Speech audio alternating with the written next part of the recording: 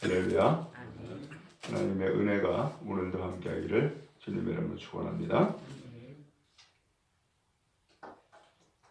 예수님께서 십자가에 달려 죽으시고 그리고 무덤에 장례를 마쳤습니다. 그리고서 이 안식일이 지나고 안식 후 첫날이 이르렀는데 새벽에 예수를 찾는 사람이 있었습니다. 그 사람이 누구냐? 막달라 마리아, 다른 마리아 두 사람이 예수를 찾아간 거예요. 근데 어떤 예수였느냐? 여기 1절에 보니까 무덤을 보려고 갔더니 이렇게 돼 있어요. 결국은 누구예요? 죽으신 예수를 찾아간 거예요. 그 다음에 천사가 나오는데 역시 천사가 이야기합니다. 너희는 무서워하지 말라. 십자가에 못 박히신 예수를 너희가 찾는 줄 내가 안다. 그랬어요. 결국 누구를 찾은 거예요?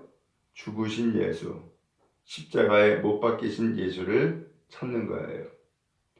오늘 여러분들은 예수님을 찾아오지 않았겠어요? 어떤 예수를 찾으셨어요? 혹시 우리도 이 마리아나 다른 마리아와 같이 죽은 예수, 무덤에 갇힌 예수, 장례 치른 예수 혹시 찾지는 않습니까? 바라기는 그 무덤을 찾아간 이 여인과 같이 죽은 예수 안 계세요. 그리고 장례 치른 예수 안 계세요. 그리고 그 무덤에 다 임봉하고 장례를 마친 예수 거기 안 계신다고요. 왜요? 예수님은 말씀하신 대로 부활하셨기 때문이에요. 이 사실을 누가 알려주느냐? 바로 천사가 알려줍니다. 거기 2절에 보니까 큰 지진이 났어요. 주의 천사가 하늘로부터 내려와 돌을 굴려내고 그 위에 앉았다라고 했어요. 형상은 번개 같고 옷은 눈같이 희었는데 무덤을 지키는 자들이 이 광경을 본 거예요. 그러면서 무서워 떨게 됐어요. 그 죽은 자처럼 완전히 뻣뻣하게 된 거예요. 천사가 여자들에게 이야기하죠. 너희는 무서워하지 말아라. 너희가 십자가에 못 박히신 예수를 찾는 것을 내가 안다. 그러면서 하는 얘기가 그분 여기 안 계신다 라고 했어요. 봐라. 그가 말씀하시던 대로 살아나셨다. 그러면서 예수님의 시체가 뉘어있던 것을 보여줍니다. 역시 어때요? 거기에 시체 없었죠. 왜요? 예수님은 살아나셨기 때문이에요.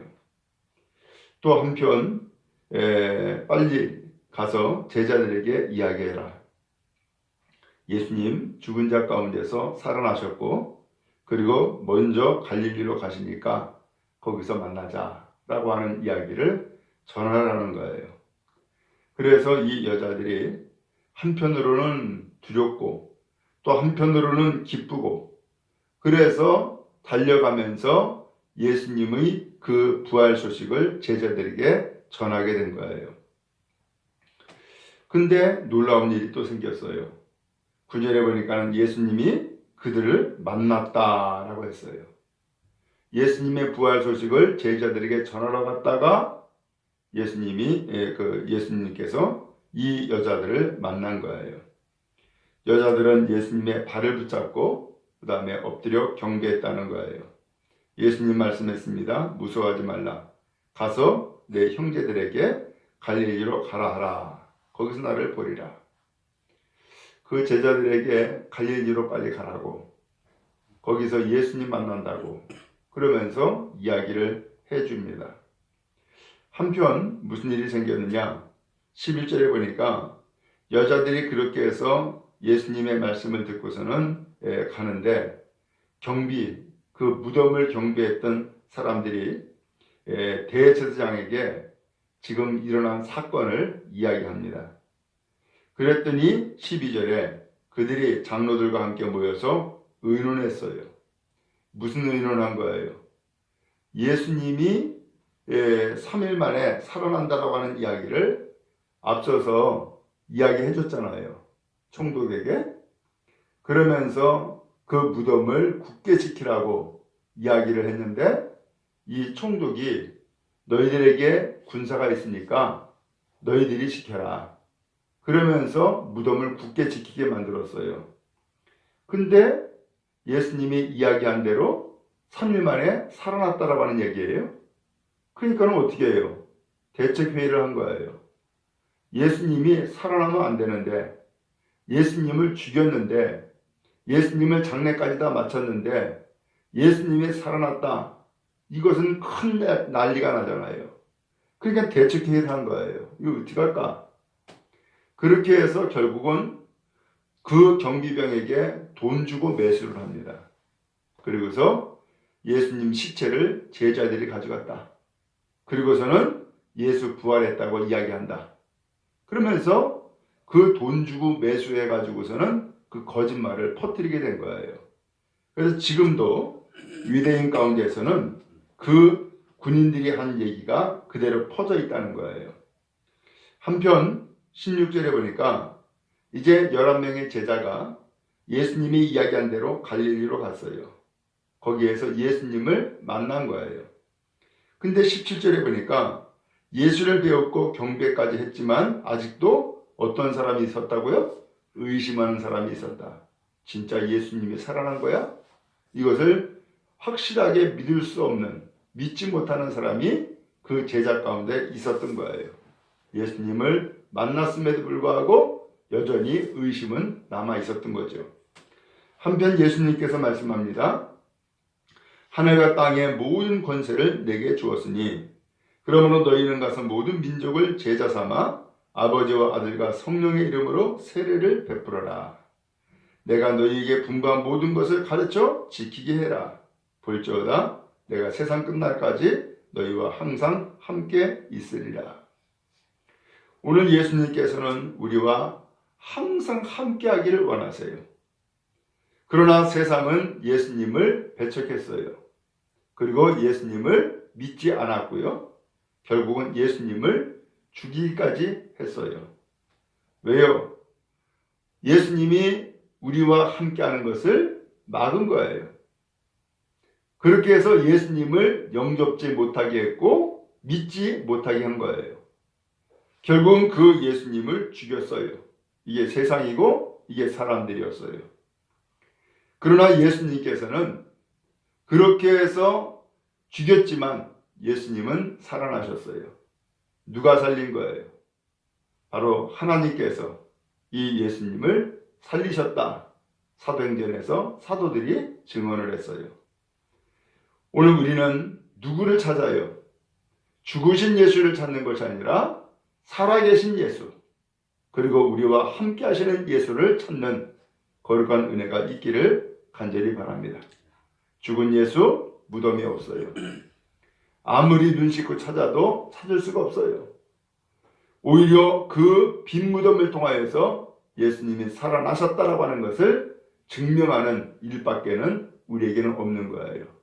그러므로 언제나 주님 앞에 나와서 예배할 때마다 우리는 십자가 달려 죽으신 예수를 찾는 자가 아니라 살아계시고 여전히 역사하시는, 그리고 우리와 함께 하시는 예수를 찾으시기 바라고, 그 예수를 만나는 거룩한 은혜가 있기를 주님 이름으로 축복합니다. 그러면 예수님께서 왜 살아나셨어요? 그리고 왜 갈릴리에서 제자들과 만나자라고 하는 이야기를 왜 하신 거예요? 오늘 이 마지막 내용의 말씀해 보니까 그 제자들에게 마지막 사명 주시려고 만나자고 한 거예요. 예수님이 뭐라 그랬어요? 하늘과 땅의 모든 권세를 나에게 주셨다. 예수님에게는 하늘과 땅의 모든 권세를 다 가지고 있다는 거예요. 그 권세를 가지고 내가 너희에게 말한다 라는 거예요. 뭐라고 이야기하셨어요? 가서 모든 민족을 뭐하라? 제자 삼아라. 그리고 아버지와 아들과 성령의 이름으로 뭐해라? 세례를 베풀어라. 그리고 내가 너에게 분부한 모든 것을 가르쳐 지키게 해라 라고 저는 사실 요새 이 말씀에 꽂혔어요. 아, 그래. 얼마나 중요한 일이면 예수님께서 부활하셔서 마지막에 이 말씀을 제자들에게 말씀했을까? 이때까지만 해도 이 제자들 예수 부활을 믿지 못했어요. 예수님이 그렇게 살아계실 때에 3번씩이나 예수님이 고난당하고 그 다음에 죽임당하고 3일 만에 살아난다, 이 말씀을 분명히 했어요. 그럼에도 불구하고 예수님을 믿지 못했어요. 예수님이 살아날 것을 상상도 못한 거예요. 오늘 그러한 믿음이 없는 이 제자들, 예수님께서 갈릴리에서 만나자라고 하시면서 부활하신 예수께서 그 제자들에게 다시 말씀하는 거예요. 그러면서 너희는 가서 모든 민족을 제자 삼아라. 그리고 아버지와 아들과 성령 이름으로 세례를 베풀어라. 그리고 내가 너희에게 분부한 모든 것을 가르쳐서 지키게 해라. 바로 이 말씀을 하신 거예요. 저는 이 말씀을 통하여서 그래, 오늘 이 목회하는 이 목회의 모든 과정을 통하여서 결국은 제자를 만드는 일이구나 라고 하는 거예요. 제자를 만드는 일이구나. 그래서 제자가 아닌 사람, 제자임에도 불구하고 불신하고 믿지 못하고 했었는데, 하물며 제자가 아닌 무리들이야 얼마든지 흩어지고 얼마든지 예수님 십자가에 못 박으라고 외칠 수 있는 그러한 연약한 인간이 바로 무리들이고 사람들이다라는 것을 다시 한번 확인할 수 있죠. 그럼에도 불구하고 예수님은 가서 모든 민족을 제자 삼아라. 두 번째로는 아버지와 아들과 성령 이름으로 세례를 베풀어라 라고 했는데, 여기 세례를 베풀라고 하는 이 말씀은 세례라고 하는 형식을 취하라는 그런 의미가 아니라, 여기서 세례는 회개의 세례예요. 회개케 하라는 거예요. 회개케 하라. 그래서 지금까지의 삶이 헛된 것임을, 또는 지금까지의 삶이 수많은 죄악을 범했음을, 그리고 지금까지의 삶이 하나님을 알지 못하고 내 멋대로 살아왔던 인생인 것을 회개하게 만들어라 라고 하는 거예요. 회개케 해라. 그리고서 예수님께서 분부하신 모든 말씀을 가르치는데, 언제까지 가르치느냐? 지키도록, 그 말씀을 지키도록 가르쳐 주라는 거예요. 그래서 결국은 인생의 삶을 바꿔나가는데, 바로 이제는 삶의 중심이 내 사상도 아니고, 그리고 세상의 풍습도 아니고, 세상의 말도 아니라 예수님의 말씀대로 삶을 바꿔나가는 것, 예수님의 말씀대로 살게 만들어주는 것, 바로 이것이 제자들의 사명이다라는 것을 말씀하고 있는 거예요. 결국 예수님의 말씀대로 삶을 살아가면은 어떻게 돼요? 바로 그 사람이 제자가 되는 것이고 그 사람이 교회가 되어지는 거예요. 오늘 그렇게 해서 이 세상에 교회를 세우도록, 하나님의 백성들을 세우도록 주님께서 분부하신 말씀인 거죠. 오늘 이렇게 말씀하신 예수님께서 마지막에 도장 하나를 꽉 찍어줬어요. 볼지어다 내가 세상 끝날까지 너희와 항상 함께 있으리라. 이 마지막 사명, 이 제자를 삼는 이 마지막 사명을 감당해 나갈 때에 예수님께서는 항상 너희와 함께 하겠다라는 말씀을 주고 계신 거예요.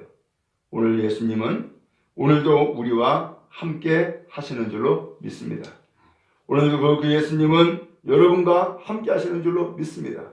그러므로 이 사명, 우리가 다시 한번 힘있고 사명을 감당하는 교회요, 사명을 감당하는 온 성도 다 되어질 수 있기를 주님의 이름으로 축복합니다.